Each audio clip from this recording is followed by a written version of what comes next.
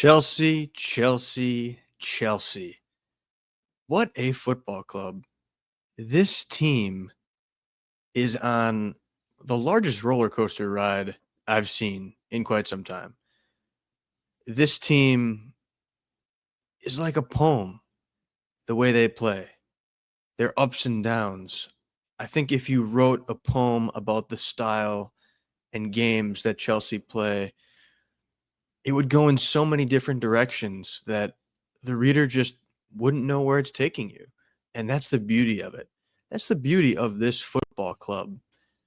These Blues, these boys in London, Chelsea Football Club, you never know what you're going to get. And I think that's a beautiful thing at times. Other times, it's a terrifying thing to watch as a fan. But each day you wake up and choose to root on Chelsea Football Club, you're going to get something new. You're not going to like it some days, and other days you're going to fall in love again and again and again. And that's why I choose to love Chelsea Football Club, because it brings me so much joy. And even on days like today where they draw a lesser opponent, I still enjoy it. I still enjoy this squad. I enjoy this team. I enjoy this manager. And ultimately, I enjoy being a Chelsea Football Club fan. So let's talk about this match against Qarabag today in the Champions League. Match day 4 in the Champions League. Chelsea had come in losing to Bayern in the Champions League, beating Benfica and beating Ajax. So most fans looked at this match as kind of a match that they should win. They should be able to take 3 points off of Qarabag, and it'd be nice to move forward, probably into the top 8. And then from there, you have momentum and can carry it through to your next match in the Champions League against Barcelona. That unfortunately did not happen. Chelsea were lucky to escape with a draw. You could say they could have won. You could say they could have lost, but I think a draw is deserved for both these teams in this match. Both could have won really at any point in that second half. Ends up being 2-2, and both teams take a point. A great point for Qarabag, maybe a lesser point for Chelsea. And coming into this match, Chelsea coming off a huge win at White Hart Lane at Tottenham in Tottenham Hotspur Stadium. Chelsea have dominated Tottenham. I didn't have any worry that they would, because that's just the way Chelsea are. They tend to play up against fun opponents, up against their rivals, up against great opponents. We saw that in the Club World Cup when they knock off PSG in the final. And then we see a lot of these matches where Chelsea end up playing down to lesser opponents. Sunderland's top in the table, but we can all agree Chelsea played down to them. They played down to Wolves last week when they only won 4-3 in the EFL Cup. It's unfortunate, but this is just what Chelsea end up doing a lot of times against these opponents. And I don't want that to be the case for this team. So Enzo Maresca needs to figure out how he can motivate the boys in blue to get up for every single match, no matter who you're playing. And in my opinion, it shouldn't be that tough, because you're rotating so many different guys. Guys should be fighting for playing time. They should be competitive with each other in the understanding that if they play better, they're going to get more playing time. So if I was a player on this Chelsea squad, I would be fired up no matter what match I'm playing in. It could be EFL Cup. It could be a behind closed doors scrimmage. It could be a Champions League night at the Bridge. No matter what, I'm fired up to play for the badge and play for the fans in the great city of London. And it just seems like that's not the case right now. There's some guys on this squad that give their all no matter what every time. Caicedo, Cucurella, Reece James, the captain. Estevao, clearly today, was one of those guys. I just need to see it more often and from every single player on this squad. And let's talk about that squad that lined up today in Azerbaijan, Baku, against Qarabag. Sanchez was between the sticks. I was a little surprised to see that. I thought Jorgensen might get the start, but I think that sent the message to the squad that Enzo Maresca really wanted to win this one. We'll see if Philip gets to start Saturday at home against Wolves. But it was kind of a mixed bag for a lineup because he rotated while he also played some really key guys. So in the back line, you had Reece James, Tosin Adarabioyo, Yoel Hato, and Marc Cucurella. Cucurella and James at right back and left back are your two strongholds there, and those are guys you trust and you rely on time and time again. But then Tosin and Hato, let's be honest, have not done much this year, have not shown me much. Hato, is he really a center back? I think he's more of a left back.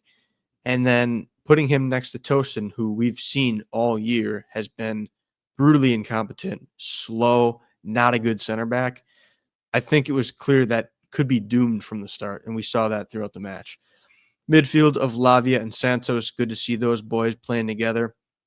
And then in the attack, you had Tyreek George up top, Pedro as the second striker, Estevao on the right wing, and Jamie Gittins on the left wing. And I will start with the attack here because I'm not a fan of Tyreek George up top as a number 9, as a striker. I think he's a left winger. I think maybe he's a second striker, but he's not good at hold-up play. He's not strong, not physical, has not shown me that that's really the role that he can play. Maresca seems to want to give him a chance there, but when you have Delap and Mark Guiu available, to me, that just doesn't make sense. Not to mention, you almost sell him to Fulham on transfer day. The rumors are that you're probably going to sell him coming up here in the future. Could be January, could be next July. To me, it doesn't make a lot of sense for Tyreek George to be getting a lot of important minutes. So that was my first problem. And then I don't have a problem with Gittins, Pedro, or Esteva. I really don't. Pedro, I didn't expect to start, if I'm being honest. I probably would have gone Guiu and Buenanote, but potentially Pedro's not going to get the start against Wolves this weekend. So if you're thinking, what's the more important game this week, Qarabag or Wolves?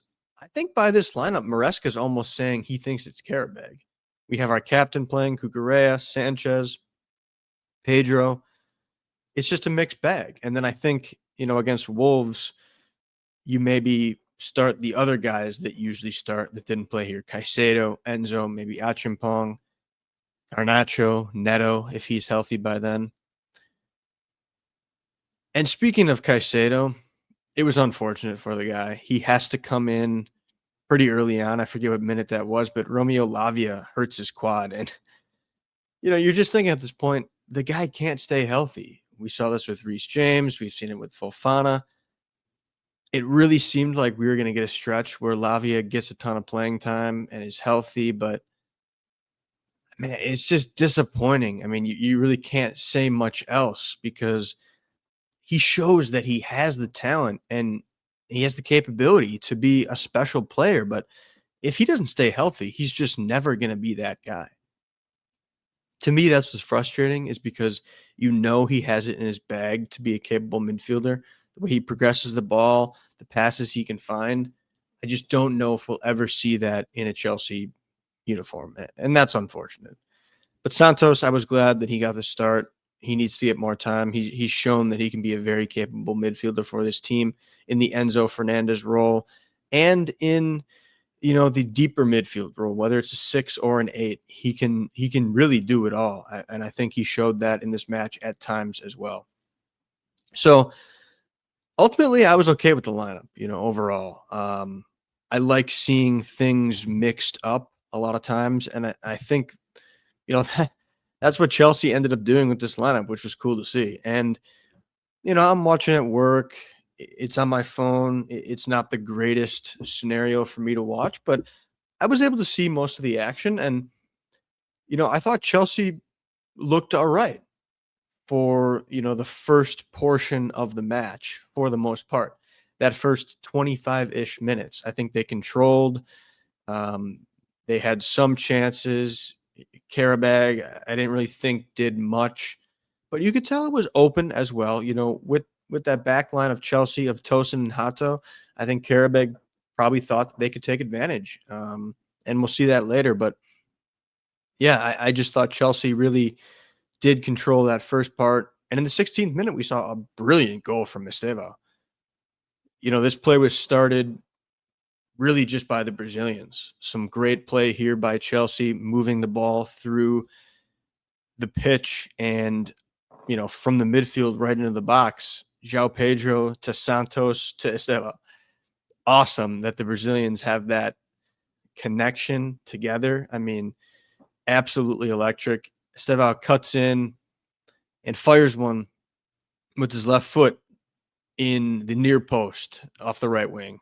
Just a brilliant shot by Estevao. I mean, this kid has what it takes to succeed with this Chelsea club. Coming in, you're like, he's 18. How's he going to do? He's so young. He's got to learn. He's got to get physical. And yeah, we saw at times today he can't quite outmuscle some of the guys, the defenders that he goes up against. But he's got speed. He's got agility. His technicality is unreal. The way he flips the ball over defenders, just toys with them at times. The dummy he had in the second half, where he lets the ball go through and races past his defender. This guy can do anything that he wants. The world is his oyster at this point. And he's showing week in and week out, anytime that he gets minutes from Enzo Maresca, he takes advantage of those minutes. I think right now he's Chelsea's best attacker. He's now tied with Caicedo and Enzo, I believe, with 4 goals scored. That's the most on the team. Just everything he does, he's threatening. It could be an assist. It could be a goal. I just love everything about Estevao. He's so fun to watch. I get so excited when I watch him, and I can't wait to see this kid succeed. I really can't. He's already succeeding. And what's crazy is I saw somebody talking about this online today. You want to be patient with him. You want to give him time. You don't want to pressure him, but I think we need him at this point. I think we just need to let him loose and be willing to have him be our guy in the attack, because Neto is not offering anything consistently except for defense, tracking back. Gittins, it's just flashes at this point. And Garnacho is probably your next best winger behind Estevao. So, I think you just got to rely on him, honestly, at this point until Cole Palmer gets back, which hopefully is soon after the international break. But while I'm on Garnacho, I will talk about him because Gittins did not show me much in the first half. I really think he wasn't great at all, which was quite unfortunate. At halftime, and I'll get to the goals that Chelsea let up, but while I'm talking about the attack here, after halftime, you saw Enzo, Delap, Garnacho come on for Santos, George, and Gittins. I think all those subs made sense. Santos, I think, could have stayed on. He played all right, but you want your creator in there, Enzo Fernandez, and you'd already brought Caicedo on, as I mentioned, for Romeo Lavia. But again, Gittins is just showing flashes. He's not showing me enough. And Garnacho has more experience in the Premier League, I think in the Champions League. So I liked that sub as well. And it worked out because in the 52nd minute, you see Garnacho on the break, and he tries to do a Trivela pass over to Estevao. Terrible pass, by the way. I mean, in the moment, I'm thinking, what the hell are you doing? You just got to pass with your left foot to Estevao, and he's got a brilliant breakaway at that point. But it goes off the defender. Garnacho gets it back, fires one into the bottom right-hand corner with his left foot, and Chelsea are back level. And as I said, I'll talk about the goals they let up, but loved seeing that from Garnacho, hoping he can build on that. Excuse me, as I just let out an unbelievably loud sneeze. But if Nacho Cheese can get more consistent time, can show that he can be a consistent threat going forward, that could really be huge for Chelsea and unlock a lot of things. If it's him and Estevao on those wings, I really like what those two can both offer. But tracking back here, and I think Pedro was fine on the day. Nothing really to note there in the attack. But let's talk about the Chelsea backline. Do we have any center backs at this point that are consistent and can step up on a weekly basis, match to match? I think the answer is no. Maybe except Josh Echempong. The guy's 19 and he's really a right back, and we're saying he's our best center back?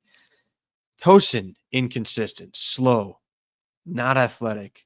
Chalaba, pretty much the same. Hato, not really a center back. Fofana, flashes. I think he can be great. He's quick, but he doesn't stay healthy. Badiashile doesn't stay healthy, currently on the bench. I'm finding myself very worried about these center backs at all times. And if you recall, this was a huge concern of mine when Levi Colwill went out with his ACL injury. I discussed it with Danny and I said, I think he's a top 3 player of importance for Chelsea. And I'm putting him at number 2 right now behind Moises Caicedo. I think what Levi Colwill did in terms of starting play from the back, being a strong defender, being a strong leader, Chelsea really, really miss that right now. And it's unfortunate because if we would have him, I think we would have won probably 2, 3, 4 matches that we lost or drew this year already because of the difference he would make. In this match, Tosin and Hato just did not do well together. Hato ends up allowing the first goal in the 29th minute. It's really just a simple ball over the top that he gets outworked for. And the guy ends up shooting it, gets past Tosin, who did a shit job of even trying to defend it. Ball goes off the post. Another player gets it, fires it in. Sanchez couldn't do anything about it. So that's on Tosin and Hato right there. And then 10 minutes later, Hato gets a handball in the box and it's a penalty. And clear handball. You know, I think you got to do better to get your body out of the way. It's unfortunate. You know, I saw some chatter online about, oh, maybe in the Prem, that's not a handball. You know, I don't really care. It's just not great defending. And I didn't actually see the pen. I was kind of actually in my book club at this time, kind of briefly watching the match, but it's disappointing. It's disappointing that our defense at this point just is not solid. And I also didn't see enough from Kukurea and Reece James. I need them to be leaders and get these center backs to be the best that they can be. If you're a true leader, you're going to lead by example. You're going to show guys the way and you're going to lock in. You're going to get your team to lock in together to be great defensively. Chelsea are not that right now. And that worries me because they haven't shown the propensity to score consistently either. You know, they've scored a lot in the Premier League this year, but I think at times they have dry spells. And if they're going through dry spells, also with a shaky defense, you're not going to see results that are good for your squad. So I'm hoping Enzo Maresca sees some of this. I hope at this point he sees that Tosin is not the guy. You got to play Fofana and Josh, I think, at this point until Badiashile gets healthy. I think that has to be the move in your important matches because Fofana has shown the flashes when he's healthy, and Josh Echampong has been a great talent for Chelsea up until this point. He really has. I don't think anybody could deny that. He's been unreal. And it's been a weird leash that Maresca has given him because it seems like he does well and then he doesn't get the playing time. So is he protecting him because he's young? Does he not trust him? Is there something else going on I'm not aware of? It just seems weird to me. Like everybody can notice he's one of your best center backs and you're not playing him. I hope that gets figured out. You know, I still love what this Chelsea team can be. I'm feeling fine about the Champions League. They're sitting in 12th right now. You know, Barcelona drew Club Bruges today. You know, not every top team is going to deliver win after win after win. Not everybody can be Bayern Munich.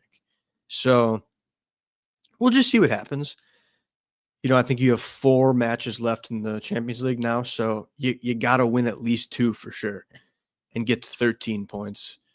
Barcelona at home, would love to get a point there. I think you can beat Barcelona. They've shown some shakiness with their high line. Year 2 Hansi Flick apparently isn't as good as year 1 Hansi Flick. So I think there's some vulnerabilities there that Barcelona has that Chelsea can take advantage of. Probably going to be a really exciting match with a lot of goals, but I think they can win it. You got to probably pick up 3 points at Atalanta. I think that's going to be an important one for sure. Then you're going to have Napoli and Pafos. Pafos, I believe, is at home. Napoli on the road, if I'm not mistaken. They're going to be tough matches. No matter who you play, it's going to be tough. You have to take them all seriously. You cannot take your opponent lightly. To me, Pafos is a must-win. Atalanta as well. And then you hope to draw against Barcelona and Napoli. That would put you at 15 points. You're definitely in the knockouts. That's most likely top 16. And there's a chance that could sneak you into top 8. I doubt that would be the case, but you never know for sure. So we'll see what happens. Chelsea have Wolves this weekend. They just played them in the EFL Cup, 1-4-3. I think this one will be a lot less close. I think Chelsea will know exactly what to do in this one. I predicted 4-1, which I will post pretty soon here over the next few days. But it's going to be exciting. Kind of a later start, 2 p.m. here in Milwaukee Central Standard Time. So let's get after it. Let's have a hell of a weekend match for Chelsea Football Club. Let's enjoy the time we have as fans watching this team. And let's cheer them on because the fans are what makes these boys go. And it's just fun. It's fun watching football. It's fun watching this team. So looking forward to it. And then we have an international break, which will not be fun, but November's a great month. Let's enjoy it. Up the Chels.